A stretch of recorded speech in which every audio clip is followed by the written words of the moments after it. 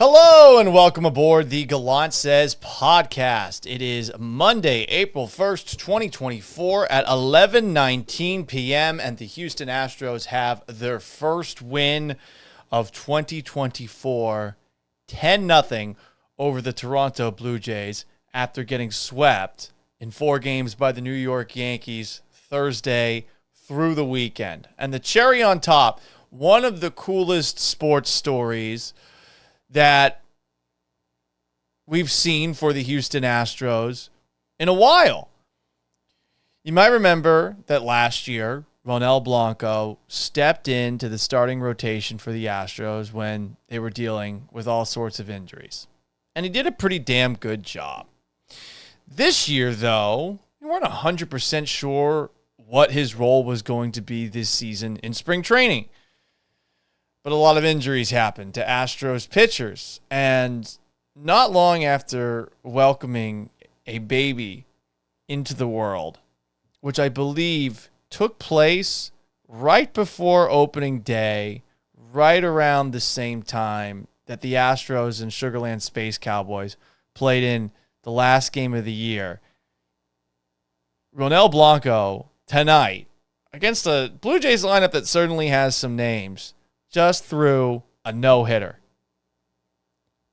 What an awesome thing to happen for a 30-year-old guy making just his 8th major league start.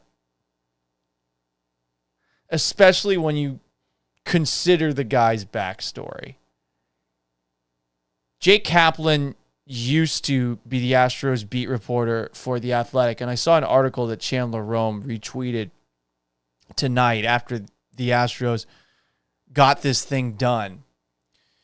Blanco signed with the Houston Astros on April 27th, 2016 for just $5,000. He had tried out before that for the Yankees, the Mets, the Pirates, and the Rays. Wasn't working out.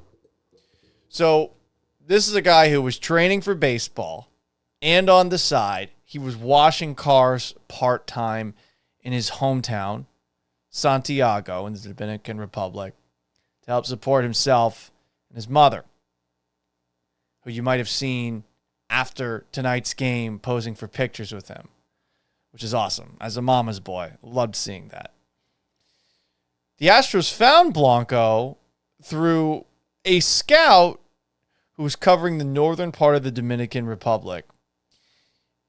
He was scouting specifically a program that had, at the time, very highly touted and now very paid Seattle Mariner Julio Rodriguez. They had the same trainer. Rodriguez signed, I think, about a year or so later at 16 years old with the Seattle Mariners for just $1.75 million. So the scout who saw Ronel Blanco throwing up to 94 miles per hour asked him, "Ronel, why aren't you signed? Why are you still available?"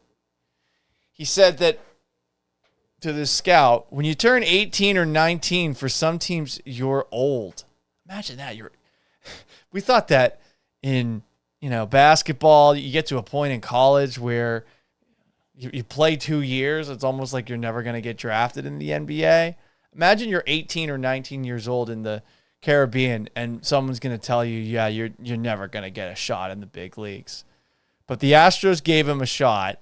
And to follow up what he did last season, where he pitched very well with this in the first start of the year for him. And on top of that, a start that the Astros desperately needed. Just think about how bad things have been. It's not like the starters have done a poor job, but the Astros bullpen has been an absolute mess to open up the year. On top of that, the offense has been sporadic at best. And this guy comes in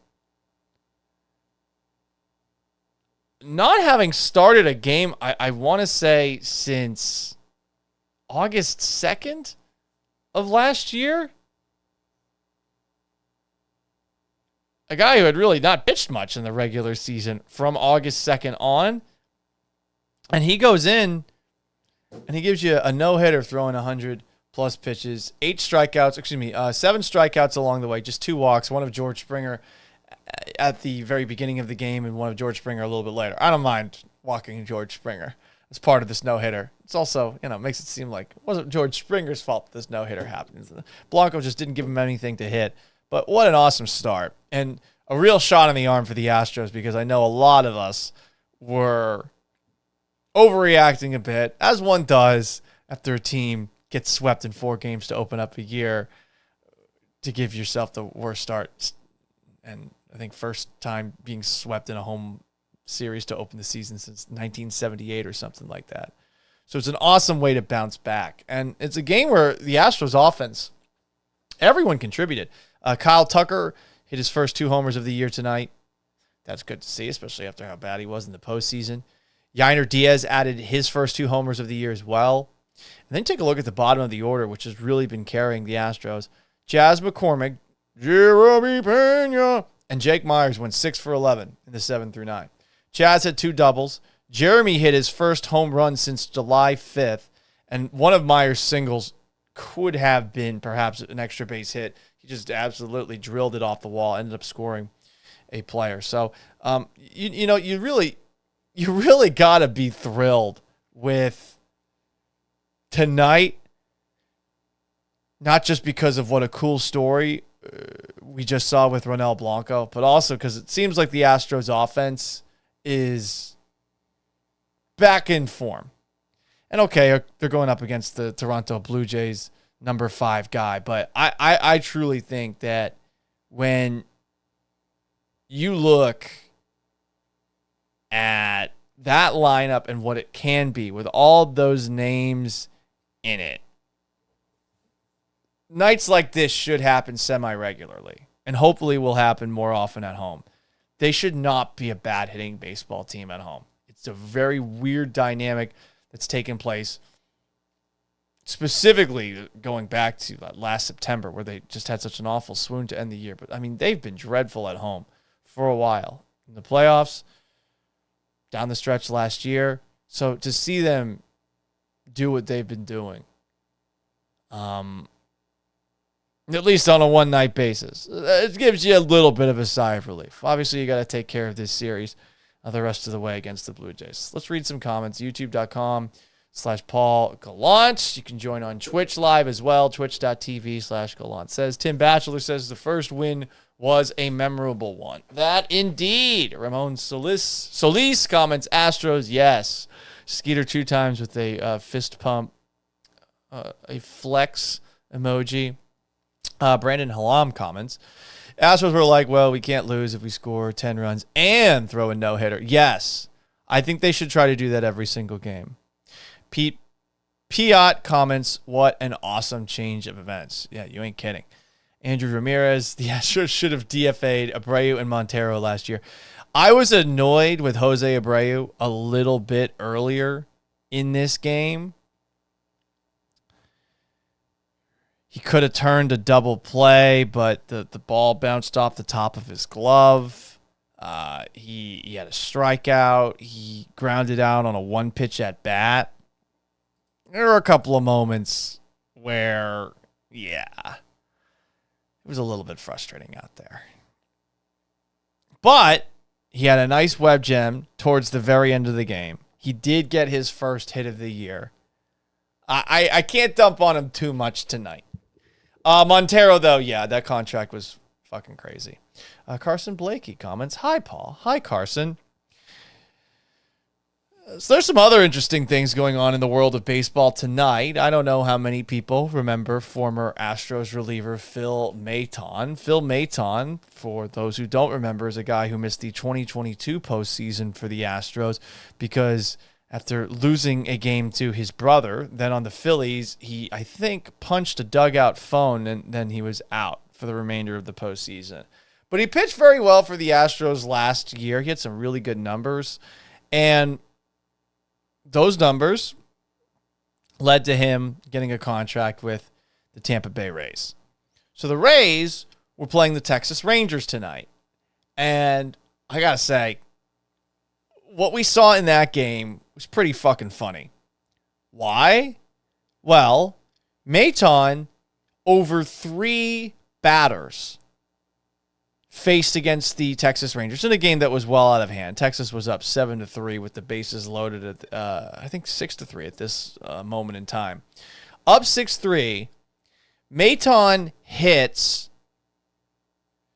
Evan Carter in the foot. The very next at bat, he goes up against Adolis Garcia. And in case you haven't seen this, because we're very familiar here in Houston with Adolis Garcia being a little bit temperamental when hit by a pitch. Let's watch what happened and Garcia's reaction. You can watch youtube.com/Paul Gallant, twitch.tv/Gallant says. I apologize to the listening podcast audience. Anyway, here it is. So, you see Maton throw it. It hits Garcia in the elbow, and you can tell he's talking loudly and yelling loudly right away. He is a huge man. Look how big those traps are. Some people are speculating about the traps. We're not going to do that. I'll show you why in just a moment. But here is Garcia needing a trainer to walk with him to first base. He's ranting. He's not as mad as he was against Brian Abreu. But this superhero-shaped human being with, in case you can't see, those are just fucking ginormous traps. Anyway, he's mad. And you know what? Okay, if I got hit with the bases loaded, maybe I would suspect something fishy was at play. But people are focusing on Adolis Garcia not because of not because of the reaction there. I think they're all making steroid jokes tonight. And I wanted to see what Adolis Garcia looked like with the Cardinals because he does look abnormally large. What was he looking like as a rookie with the Cardinals? I did find a picture. It seems like he's always been very big. Here it is, youtube.com/Paul Gallant. Desert Stro is asking, where's Adolis' neck? I mean, that's a pretty big neck, right? Like those are some pretty big traps, right? I don't know. I feel like this might actually be legit. But we definitely know that he's got a temper. And then some. So after Adolis Garcia hitting him, he then throws a pitch high and in on third baseman for the Rangers, Josh Jung. It hits Jung directly in the wrist. And from what Bruce Bochy said, it broke his wrist. But the thing is, Jung swung. So technically it wasn't a hit by pitch. So Phil Maton didn't just hit 1, not 2. He hit 3 Texas Ranger batters in a row while pitching for the Tampa Bay Rays. Intentional? Probably not. The first hit by pitch with Evan Carter barely hit him in the foot. The third one, you saw Jung swing at the ball that got high and in. But when you have Garcia throwing a little temper tantrum in the middle,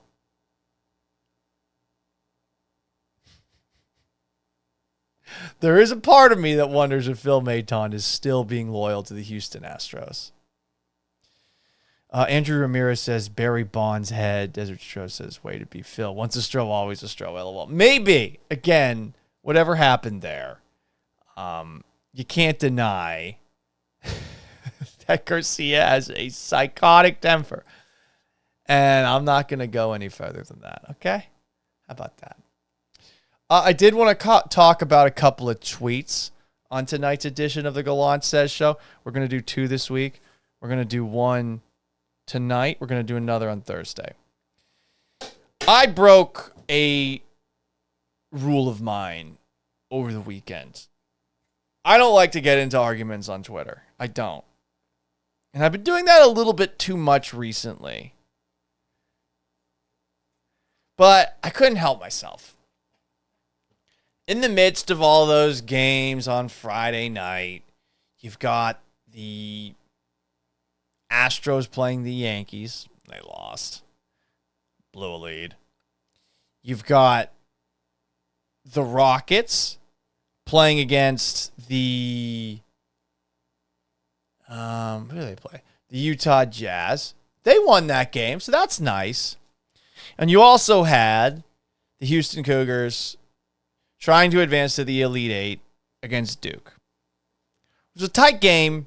It's right before halftime, and Houston's best player, Jamal Shed, goes up for a layup. Right before he goes up for the layup, he rolled his ankle really hard. It looked bad.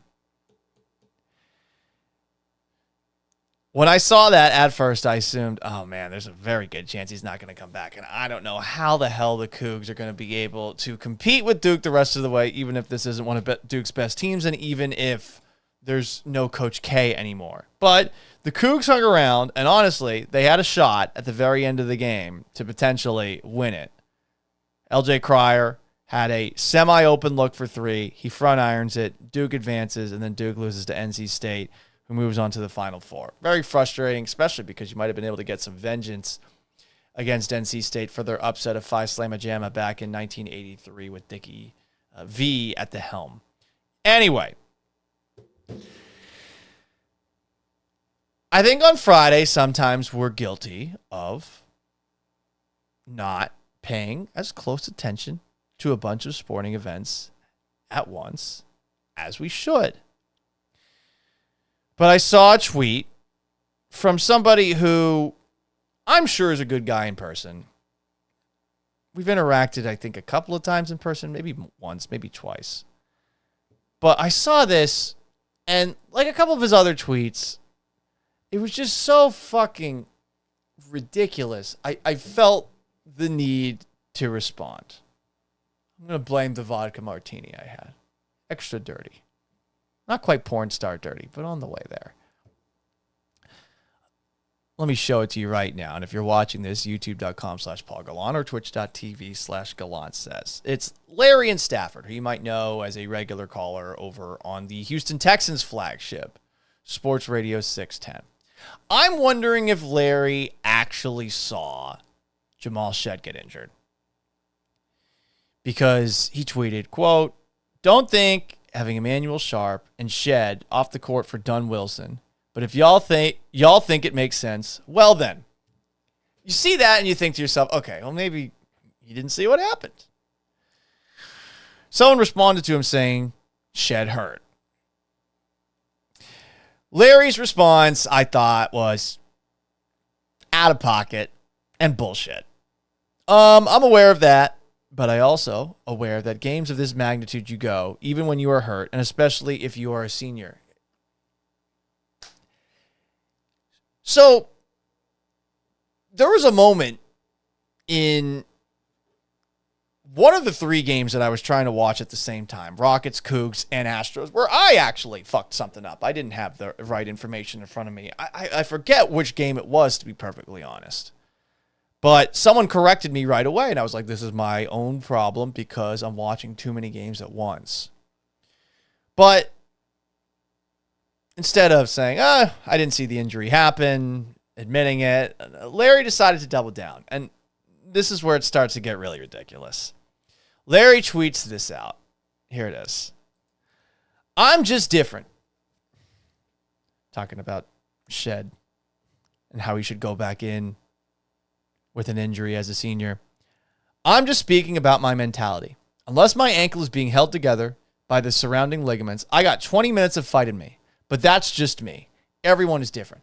This is one of the most insufferable hardo tweets that you're ever going to see. And look, there's a lot of people that would make claims about their athleticism back in the day or their athleticism in present day, thinking to themselves that they can do what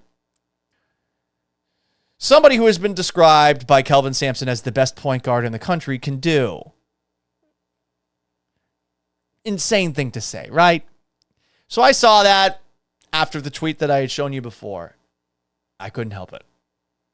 So I pounced, saying, you 100% would not have 20 minutes of Jamal Shed level intensity basketball in you, ever, and that ankle would have snapped under your weight.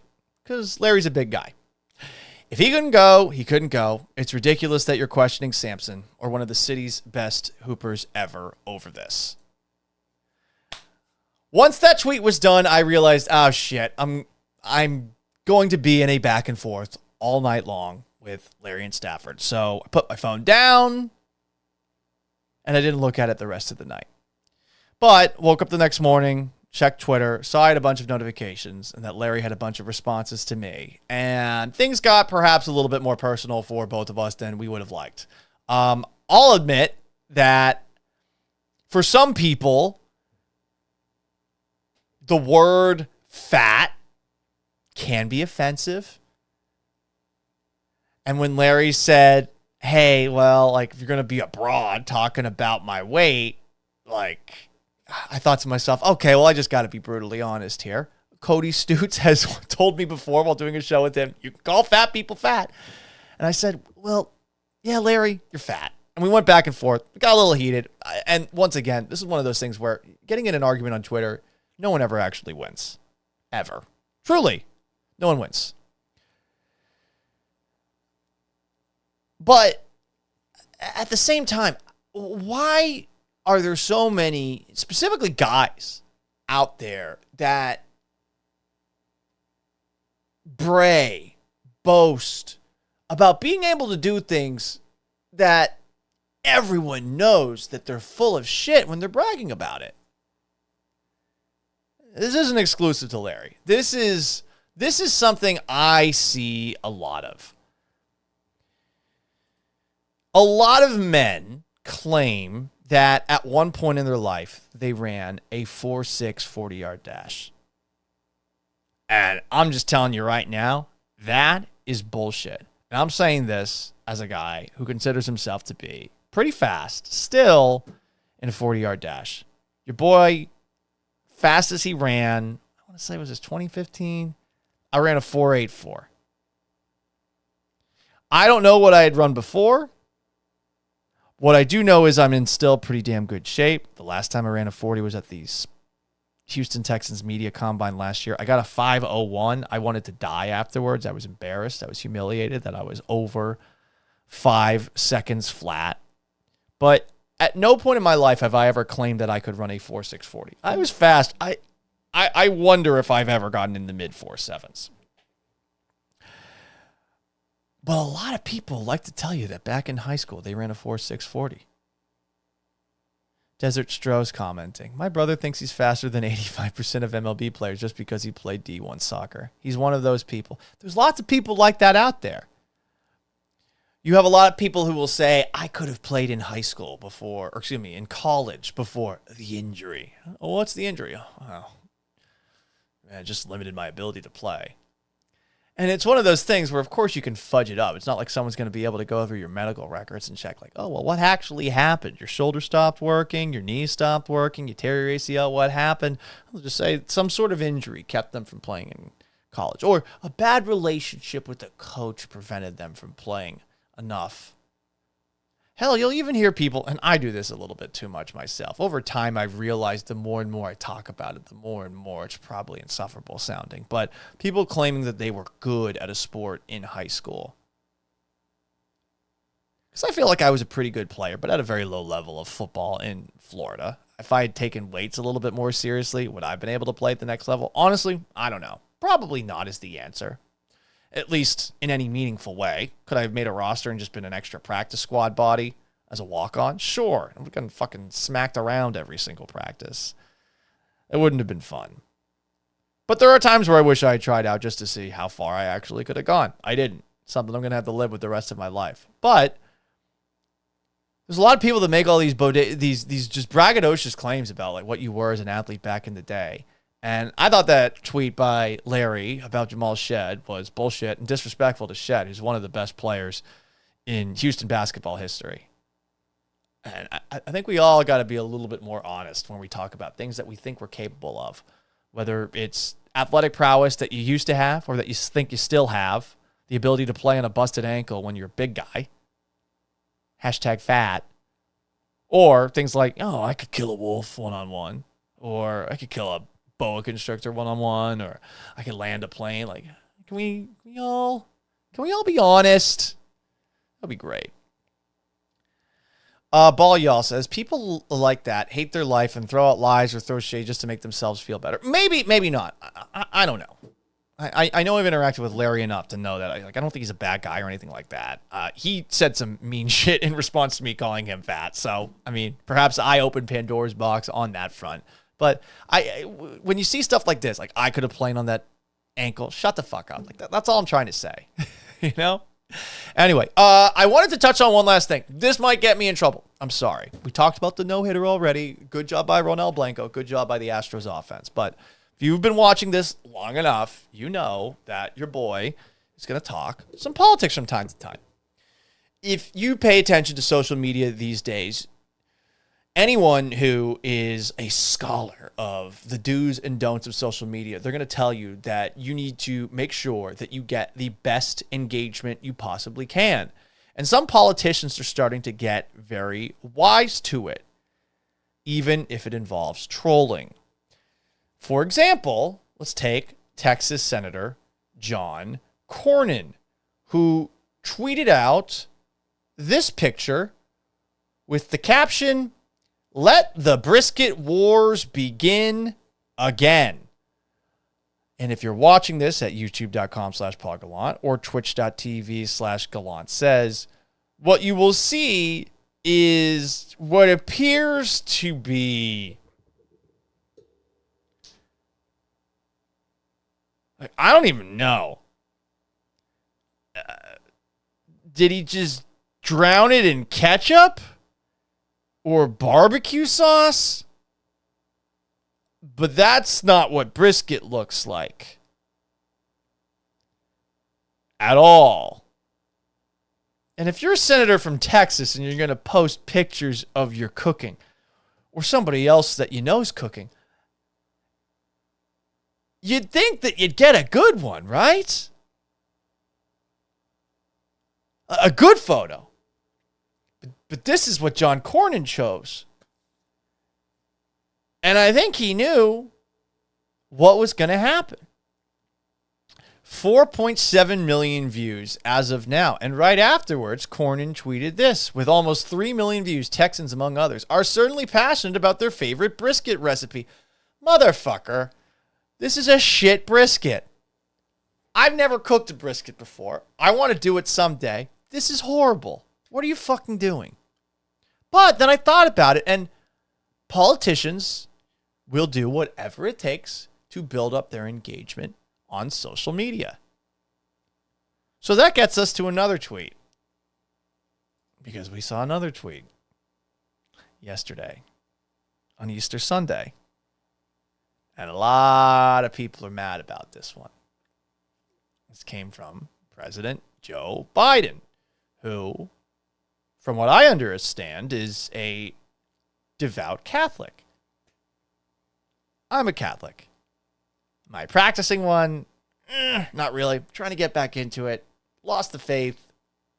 I don't want to lose it all the way. I have a godson now. I have to make it work. I'm sure a lot of you guys that are listening right now have your own back and forth inner conflict with faith. And to all the people that do have faith, I am envious of you, truly.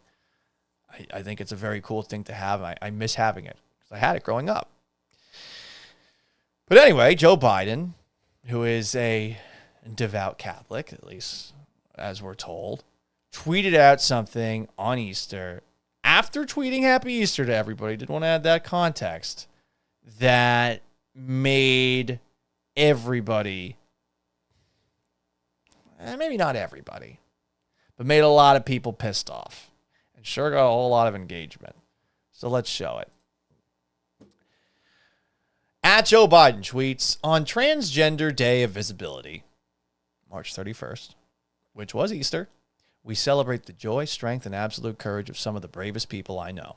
Today, we show millions of transgender and non-binary Americans that we see them, They belong, and they should be treated with dignity and respect. And a lot of people got pissed off about that.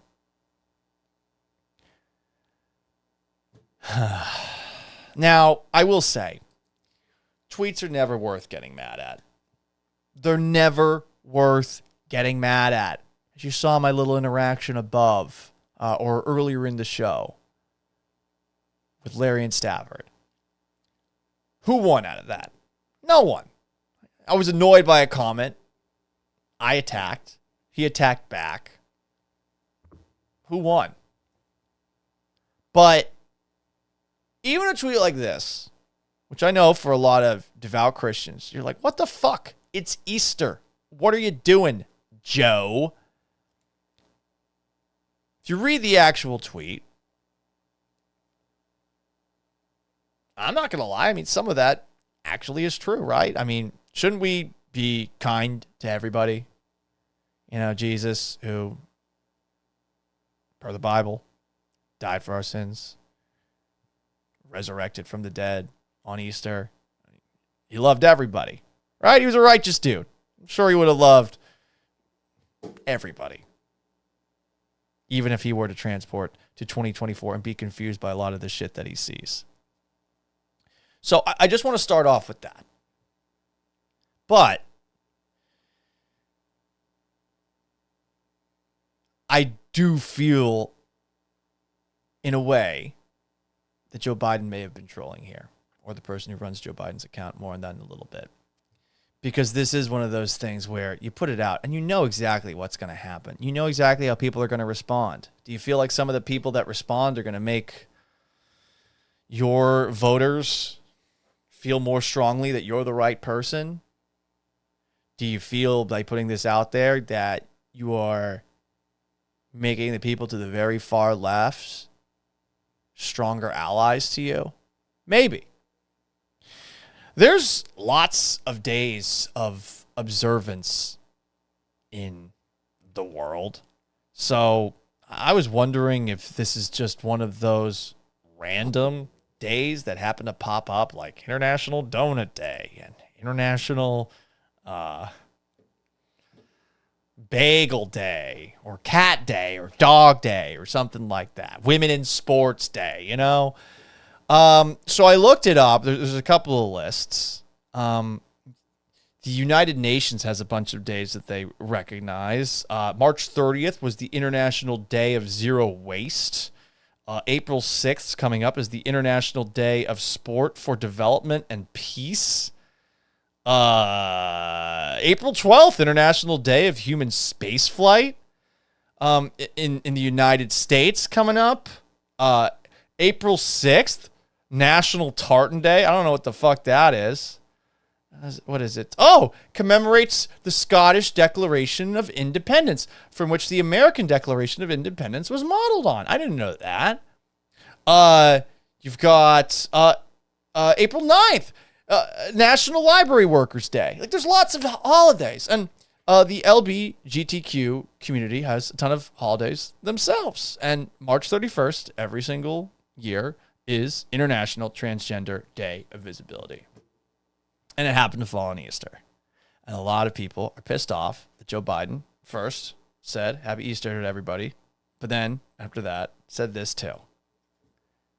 Again, it's one of those things where maybe you should put the phone down on Easter Sunday.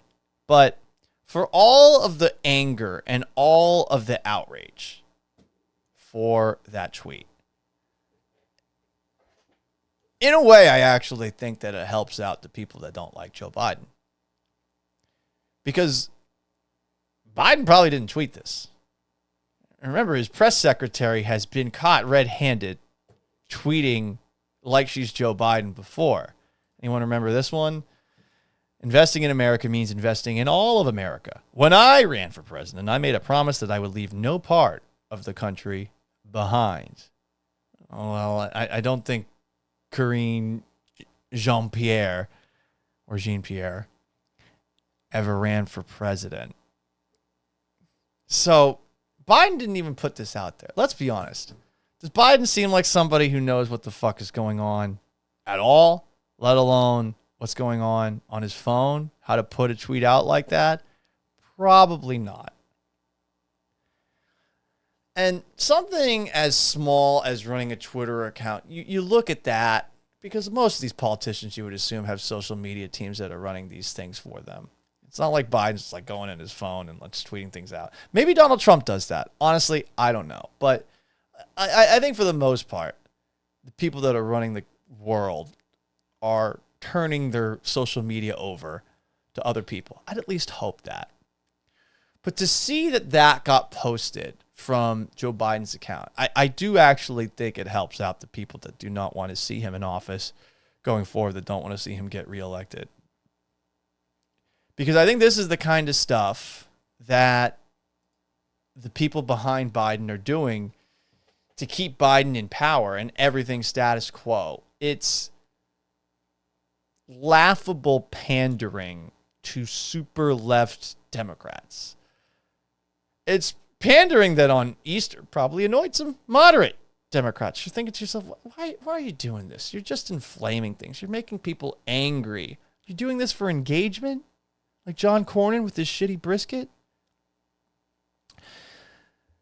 And the reason I say that it's extreme pandering is because, like, this isn't the kind of post that you put out there to convince people that have their own questions about you in your political party that you've still got it. This isn't what you put out. This is you just basically admitting, like, well, people behind me are running the show.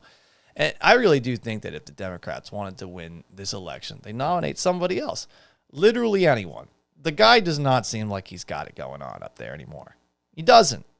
We've seen a lively Joe Biden.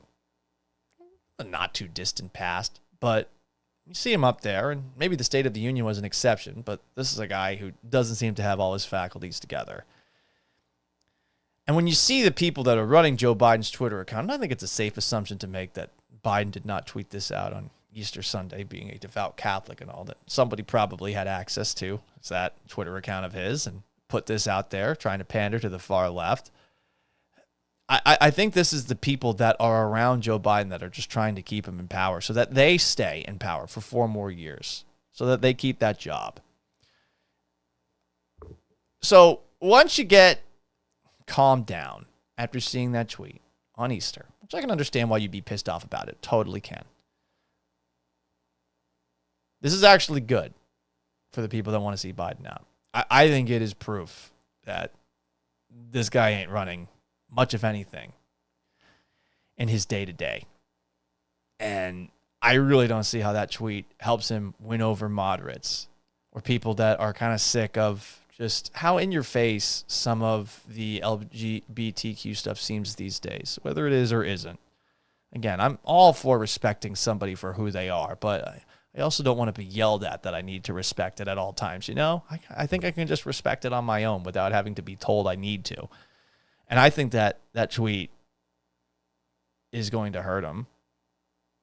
And it was a mistake to put it out there. So stop getting so mad about it. It's not worth getting mad about. Nothing on social media is worth getting mad over. And there you go, guys. That's going to wrap up today's edition of the Gallant Says podcast. We'll be back at it with another episode Thursday night after Rockets and Warriors. That should be a lot of fun. I'm going to actually go to the game. If you haven't already, please like this video, subscribe to the video. You can also subscribe to me on Twitch, twitch.tv/GallantSays, or on Twitter @GallantSays. This is also available wherever you get your podcasts, Apple, Spotify, and on YouTube. Until Thursday night, or my radio show tomorrow. We're recording this late on Monday night. That thing kicks off at noon Central Time. ESPN 97.5 and 92.5, Gallant and George, with Joe, George, and me. Until then, so long, farewell. Have yourselves a wonderful rest of your Monday night and early Tuesday morning. And we'll be back at it again on Thursday.